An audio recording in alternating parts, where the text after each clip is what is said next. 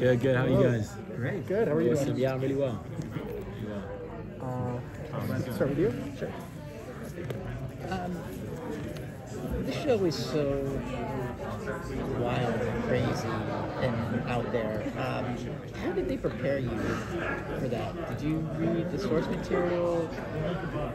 They didn't. They didn't prepare us. It was wacky. It was wild. You know, we try to do as much preparation for ourselves when you land into this world. We definitely got the source material and read, the editions from Grant Morrison, from Joivan Wade, which is where we was told that a lot of our material was going to come from.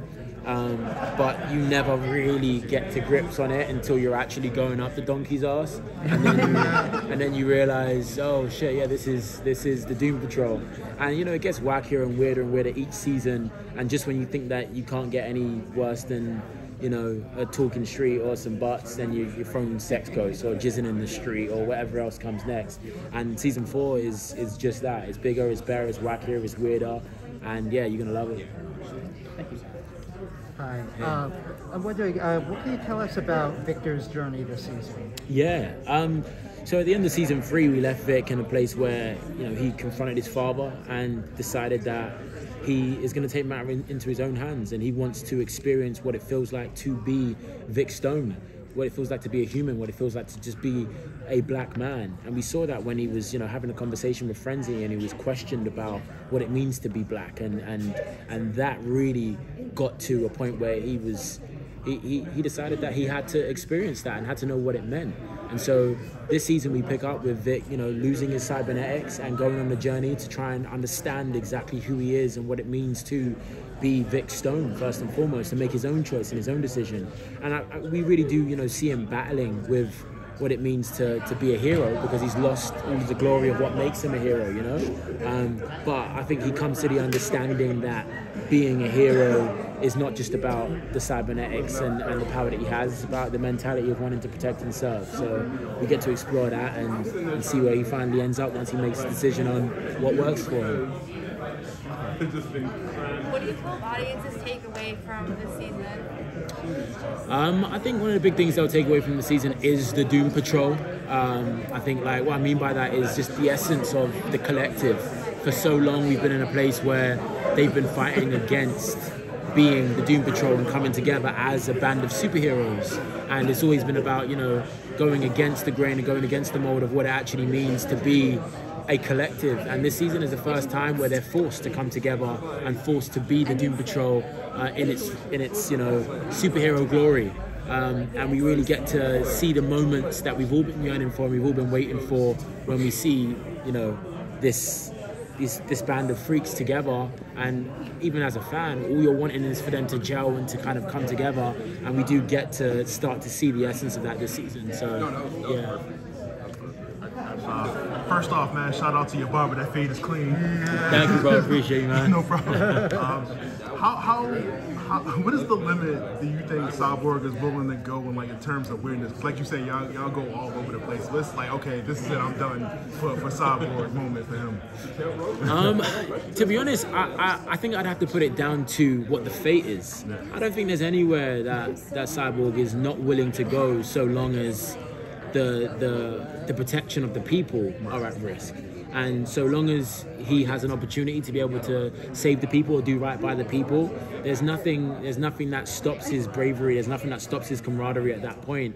And so yeah, I think it would have to be, weighing up what it means, because he's willing to put his life on the line. He does each and every day, and even down to, losing his cybernetics. At that point, he's no longer in control of, being the almighty, all-powerful Cyborg. He's at that point vulnerable, very vulnerable. And when you think about the different places and the adventures that the Doom Patrol go on, to not have your cybernetics and not be in control or in power, that's a very scary place to live. And Vic still decides to go on that journey and to be Vic Stone without the protection of his cybernetics into dangerous and crazy worlds and still live out that dream. So there isn't much places that he's not willing to go as long as the people are still there to be protected and served.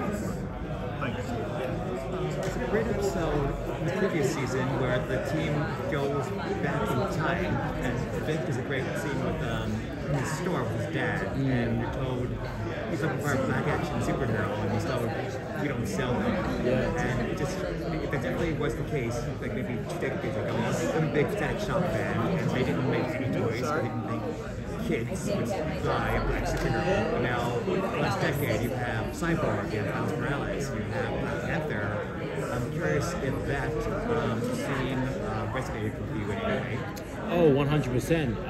I think one of my glory moments that I feel is being able to have some input in the writers' room for last season and actually talk about some of the issues and really wanting to address a lot of the things that television doesn't really get to address when it comes to, especially, you know, black diversity within sci-fi and superheroes, and really not shy away from that. And it was really brave for the Room Patrol, writers' room, to be able to say, look, no, we're going to do this and we're going to have a conversation about this.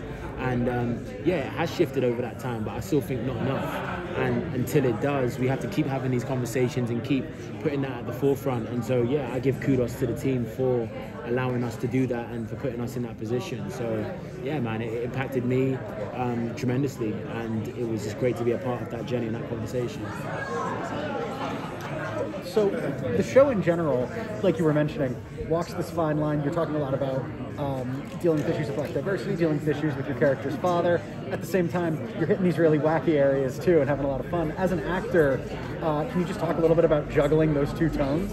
Yeah. I think, like, as an actor, it's for me especially, it's been a dream, because I started with, you know, just straight acting, theatre, Shakespeare, and then I ended up, you know, creating and building a comedy network and platform. We did Remember Comedy in the UK and Europe, and so I stepped into comedy, and, you know, that was, I created my own show on YouTube and then television. So I had a huge love for just straight acting and drama, but at the same time I fell into comedy. So this show has been the perfect opportunity for me to be able to balance both and live in that space with all of the craziness and the wackiness and the wonderfulness and the comedy, and also almost be like, you know, the sarcastic relief, if you will, as well as being able to do a lot of those adventure and the action and everything serious of it all. So it's really an actor's dream, especially for someone who wants to and likes to dabble in both those areas. And I look to, you know, Will Smith is a big inspiration of mine, and someone who has done that perfectly throughout his career, lend into comedy and also lend into just straight acting and, you know, the world ending.